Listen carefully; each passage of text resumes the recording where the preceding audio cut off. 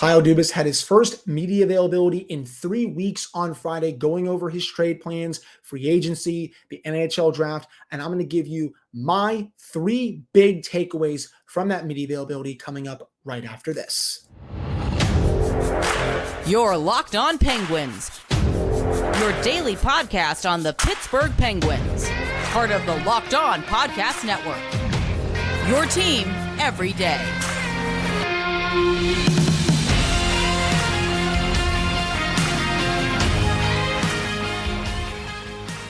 Hello and welcome back to another episode of the Locked On Penguins podcast. I am your host, Hunter Hodes. Remember to follow me on Twitter at Hunter Hodes. Follow the show's Twitter at LO_Penguins. And of course, thank you all so much for making this your first listen/watch of the day. We are free and available on all platforms. Today's episode is brought to you by GameTime. Download the GameTime app, create an account, and use code LOCKEDONNHL for $20 off your first purchase. So let's get going. As I teased, Kyle Dubas had his first media availability in 3 weeks since he took over the Penguins as president of hockey operations, and he went into a lot of topics. I'm going to give my 3 main takeaways from the press conference. If you want to watch the whole thing, it's on the Penguins YouTube, I believe. You can also go on social media and find it. It's also on their app. It's about a 19-20 minute video. I'm not going to go over everything that he said for this episode because that would just take way too long.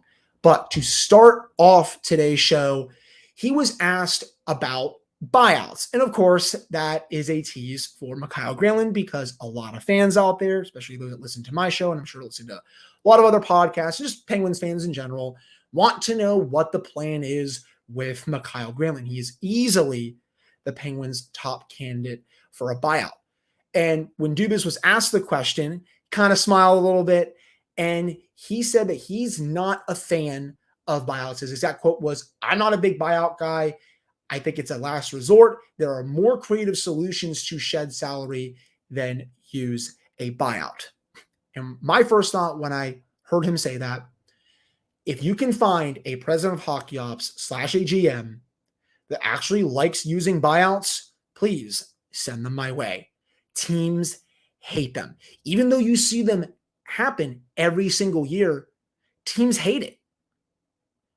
You think these teams want to be paying these players way past their contract expiration date? For example, the Canucks just bought out Oliver Ekman-Larsson last week, right? You think they want to pay him to not be a Canuck for the next 8 years? That's how long the buyout is. You think they want to pay him almost $20 million during that time? Absolutely not. You just saw Patrick Nemeth and Zach Kassian. They're going to be bought out too by the Arizona Coyotes. You think they want to pay him to pay them to not play there? No. Same with the Penguins. They're still paying Jack Johnson, and it's been a couple of years. You think they still want to be paying him? No. So I understand where Dubas is coming from. It still makes sense because you get $4 million salary cap space, but I understand the logic where he doesn't want to be paying Mikael Granlund to not play for the team over the next 4 years. No team would sign up to do that in a heartbeat. So that's why I think he's definitely going to be seeing if he can get a sucker to trade for him. And I go back to this point a lot.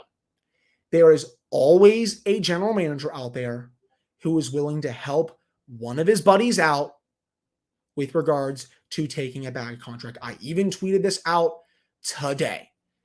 Do not underestimate other general managers when it comes to helping out one of their own regarding taking back very meh contracts. You see it happen every single year. So I'm sure Dubas is hoping he can get a sucker to take on that contract. Maybe the Penguins will have to retain a little bit of money, but I still can't see him, Granlund that is, on this team for next season. The only way it would even make a little bit of sense is if you surround him with pure shooters. He can just get them the puck, they fire in the back of the net, whatever. That's the only way I can even see it remotely working. Otherwise, just get rid of him and put him on a team that better fits his skill set, because I don't think that's the Penguins. So don't expect a buyout after what Dubas said, but hey, you never know. Did the Penguins want to buy out Jack Johnson a few years ago? Jim Rutherford even said to the media at the time, He said, no, I tried to trade him, but no one was taking him. So I had to make the uncomfortable decision to buy him out. And he even said he hates buyouts too. So if it happens, it happens, but it's a last resort kind of thing. They have a week to settle this. If you can get someone to take him over the next 7 days, great. If not, maybe before the deadline on Friday, you say, you know what? We can't have him on the team this upcoming season. I'm going to have no choice but to do this, and I'm going to have to buy him out. So that's where I stand on that. Either way, my friends, I don't think Granlund is going to be on the team. And also, just backtracking a little bit, Dubas never really did buyouts in Toronto. He never did. So it makes sense that he'll have the same kind of reaction to that kind of question, even when he's on a new team. So that was my first big reaction out of the press conference, was that he's not interested in doing buyouts. If you do see Granlund off this team, I think it's going to be just a pure salary dump. I don't think the Penguins are going to be giving up top picks to get out of that contract. If they maybe trade down, I could see them attaching him to maybe move down 5-6 spots in the NHL draft. Maybe a team like the Blackhawks could do you a solid. Maybe a team, out further west can do you a solid, something like that. But it doesn't sound like, as of right now, a buyout is very possible. But again, that can change in a week if no one is biting on him being attached to a pick or just him as a salary dump. And he's like, you know what? This sucks. We're going to have to pay him for 4 years on to play here. But in the end, we get $7 million in salary cap space. It still makes at least that bit of sense. But wanted to discuss that main point to open up the show today. Let me know what you think about those comments that Dubas made to the media down in the comments on YouTube. You can also send me a DM on social media. Do you think he's maybe leading anyone on a little bit? Or do you actually think they're trying to fully trade him and not have to pay him for 2 more years past his contract expiring? Let me know what you think about that. So that wraps up this first segment. Coming up in the second segment, we're going to get into some free agency / trade plans that Kyle revealed on Friday. For those hoping that they're going to go out and make a big time splash on July 1st, next Saturday, I think you might be a little bit disappointed. So that's coming up right after this break. But before we get to that, we do have to discuss Bird Dogs, some of the most comfortable shorts out there. They make you look good, and they're designed to fit slimmer through the thigh and leg, giving you a truly sculpted look. They fit way better than regular shorts that are made of a stiff or striking cotton. Bird Dogs fixed this issue by inventing cloud knit fabric that looks just like khaki but stretches so you can get a way slimmer fit without having to sacrifice movement. Bird Dogs use anti-stink sweat wicking fabric that keeps you cool and dry all day long. And the best part, your shorts don't ever stink, and you can wear them numerous times a week as well. That is another very underrated quality of these shorts. You can go to birddogs.com/LockedOnNHL for a free Yeti style tumbler with your order. That's birddogs.com/LockedOnNHL for a free Yeti style tumbler. You won't want to take your Bird Dogs off. We promise you that. All right, I'm back here on this episode of the Locked On Penguins podcast. I am your host, Hunter Hodes. Remember to follow me on Twitter at Hunter Hodes. Follow the show's Twitter at LO_Penguins. And of course, thank you all so much for making this your first listen / watch of the day. We are free and available on all platforms. So if you are expecting the Penguins to go out and maybe sign someone like Tyler Bertuzzi or Dmitry Orlov, think again. Dubas confirmed during his presser that he will not be going after big ticket deals like 6 to 7 year term and a lot of money. He is instead going to be looking at cheap depth deals for players that can play on the third and fourth lines for the Penguins to round out their depth. And honestly, I am all for that. The top 6 this past season was insanely good. They carried the load for the Penguins. Would it be cool to maybe add a little bit of a splash to that unit? Yes, but their biggest need outside of finding a goalie right now is rounding out that forward depth, because my God, it was awful this past season. You had players down there who were not scoring at all. For example, I liked Josh Archibald for his defensive impact. He was one of the 10 best defensive wingers analytically this past season. But if you're not surrounding him with players who can score, what's the point of really having him on the team? The Penguins just did a horrible job building out that bottom six this past season, and you saw it. They ended up missing the playoffs because of it.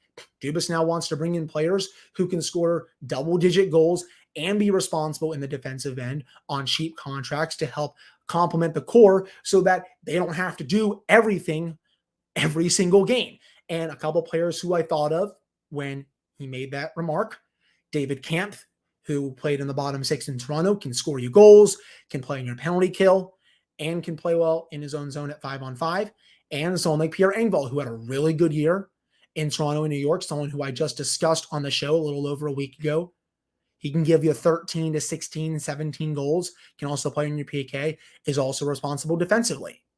Players like that, who probably won't cost you that much on the open market, well, at least not as much as someone like a Tyler Bertuzzi will, but someone that can come in and fill a gaping hole right away. So I am really curious and excited to see how he attacks that when free agency opens in about 8 days. Another big thing that stood out to me that's similar to that was when he was asked about potential trades.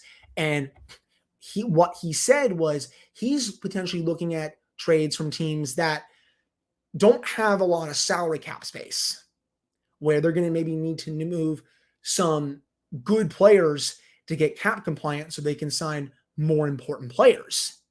And the first team I thought of when he made that remark were the Boston Bruins.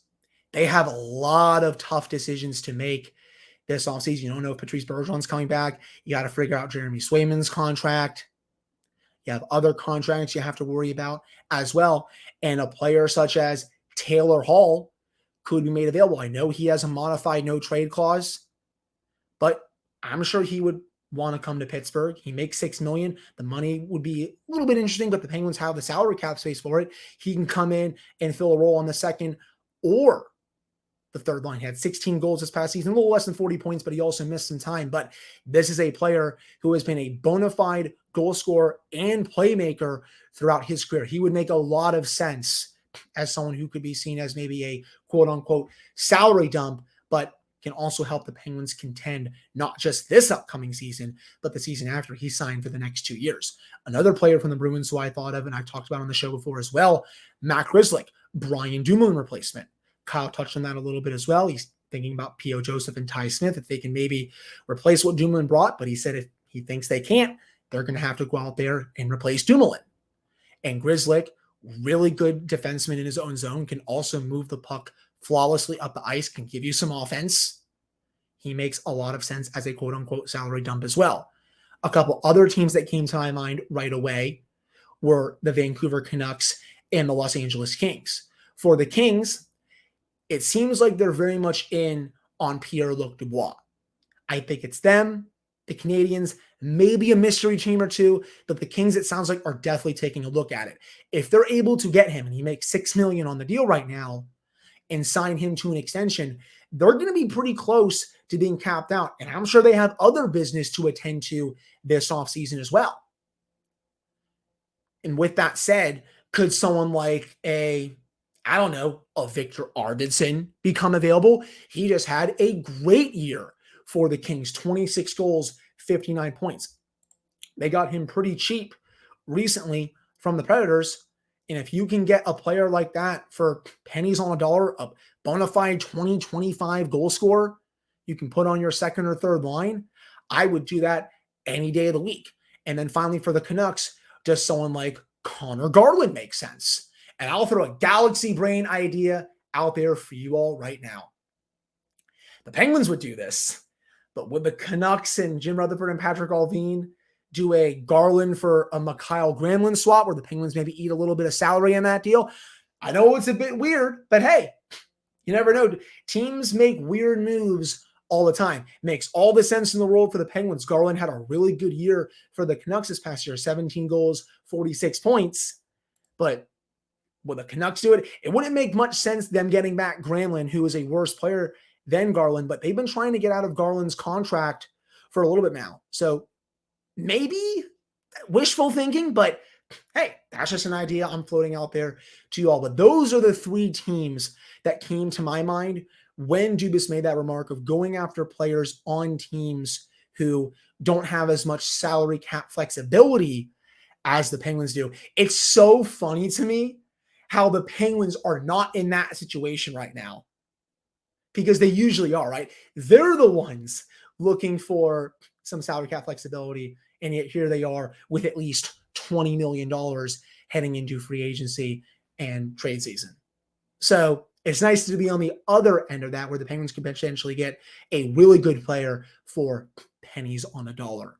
So those are some players that came to mind for me when I heard Dubas say that, and what I think he could be looking at on the trade market. Let me know if any players come to your mind. You can send me a DM on social media. Let me know down in the YouTube comments and all of that stuff. But that wraps up the second segment. Coming up to end the show, is Kyle Dubas going to be keeping the number 14 overall pick, or is he going to be trading it? I'm going to give you my best guess on that after the comments that he made to the media on Friday. But before we touch on that, we have to discuss GameTime. Buying tickets to your favorite events should not be stressful. GameTime is the fastest and easiest way to buy tickets for all the sports, music, comedy, and theater near you. With killer deals on last-minute tickets and their best price guarantee, you can stop stressing over the tickets and start getting hyped for the fun that you will have. It is the place for last-minute ticket deals. Forget planning months in advance.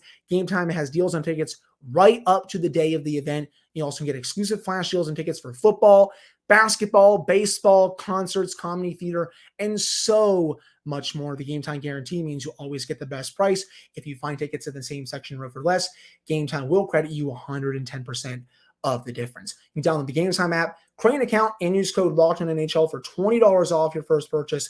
Terms apply. Again, create an account and redeem code LOCKEDONNHL for $20 off.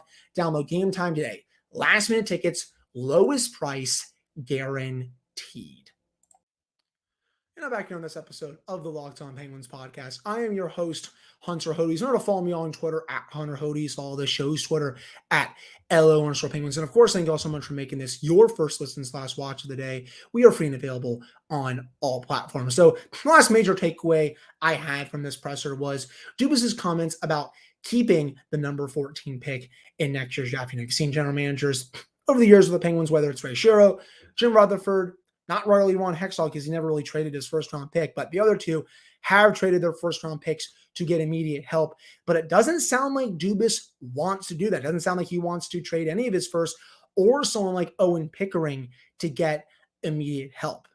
He wants to keep the picks and really restock the pipeline as a whole. And I know people are not going to be happy with that kind of statement because the Penguins are in win now mode, but I understand where he's coming from because he wants to set up the team for future success even after the Crosby-Malkin era comes to an end. He wants them to be as good as possible in a way. They're going to be bad, but you want to ease the pain of them being bad with some good players coming up through your pipeline. And this draft is the best one we're going to see in the last 5 to 6 years. There is a lot of talent in the first round of this draft. If someone like Zach Benson slides to you, you have no choice but to take him. But you have Gabe Perreault if he doesn't. You have someone like Nate Danielson, Braden Yeager, who I took in the Locked On NHL mock draft. I love his shot. You have Quentin Musty, who's going to be potentially available to you there. There are no shortage of options to the Penguins with the number 14 overall pick. But hey, he could also just be not tipping his hand. Maybe the right deal comes his way and he's like, you know what? This makes sense. I'm going to trade the pick so I can get this really young player that can help us now and in the future. But based on what he said today, it's more likely than not that he is going to keep the pick heading into the draft on Wednesday. He did say it's also possible he trades up or down, just has to see if anything is presented to him and Jason Spezza and the front office as a whole that makes sense. But it sounds like they are going to keep the pick and take the best player available. And there's going to be a lot of very good players available. I'm going to have my big board dropping next week. I am super stoked to drop that for you all and just give you all the best options for the Penguins at the number 14 overall selection if the board goes their way. So look for that coming up next week. But I'm not surprised in the slightest that he has this kind of opinion. Ron Hextall kind of had a similar opinion as well. And again, I understand what naysayers are going to say when it comes to, oh, well, you got to trade all those picks when you can. You got a 2 to 3 year window here. I get it. And I am pro trading the pick if the right deal comes along. But if it doesn't, take a really good player. Will he not be available for the next couple of years at least? Yes. But you'll still have a really good player to come phase out the end of the Crosby, Malkin, and Letang era. And there's value to that.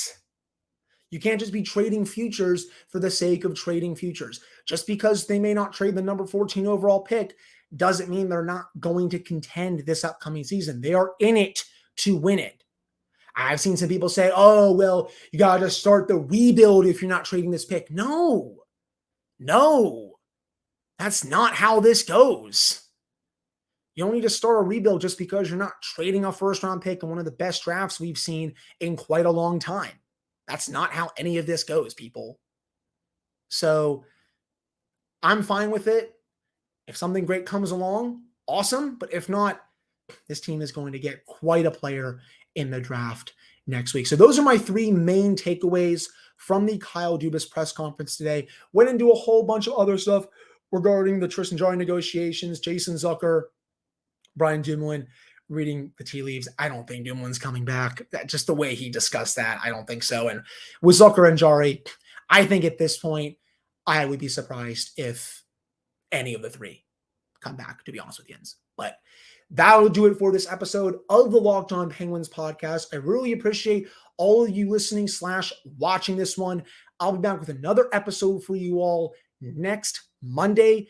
This coming week is going to be crazy. Lots of draft content. I'm going to drop my big board for you all for options for the Penguins at number 14, get into some potential trade rumors, other free agency options, especially for the 3rd and 4th lines after what Kyle said on Friday. It's going to be a crazy week. And next Saturday, I'll have bonus content for you all as the signings and potential trades come in. I'm not going anywhere. You'll have content Monday through Friday next week and a small bonus episode on Saturday. So again, thank you all so much for tuning in.